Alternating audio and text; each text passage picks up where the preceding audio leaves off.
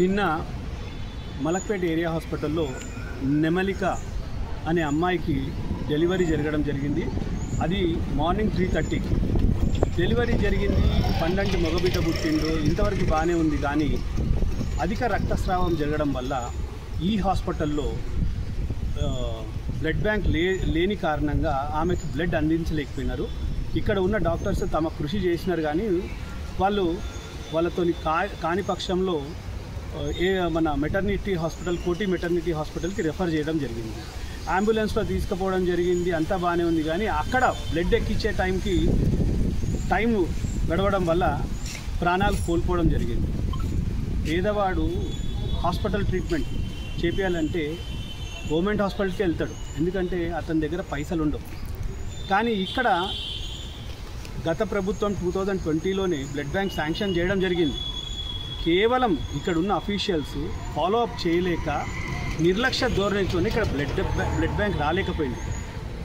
దానికి మూల్యము ఒక పేదవాడి అర్ధాంగి అయిన నెమలికతో ప్రాణాలతో చెల్లించాల్సి వచ్చింది. ఇట్లాంటి నెమలికలు ఎంతోమంది అయి ఉంటారు, ముందు చనిపోయి ఉంటారు. నిర్లక్ష్యం వల్లనే, కేవలం నిర్లక్ష్యం. సగటున 654 కాన్పులు అవుతాయి ఈ ఏరియా హాస్పిటల్లో.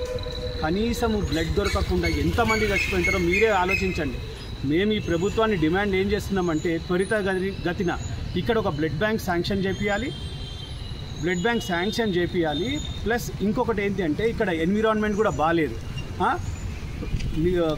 కంపల్సరీగా అబ్జర్వేషన్ ఉండాలి. అఫీషియల్స్ అబ్జర్వేషన్ కొరవాడి ఉంది. ఎందుకంటే మేము ఇక్కడ అంతా తిరిగి చూసినాము, టాయిలెట్స్ బాగాలేవు. ఏది ఇక్కడ శానిటరీ కండిషన్స్ అంతా బ్యాడ్గా ఉన్నాయి. ఇక్కడ వచ్చేటోళ్ళు ఎవరు?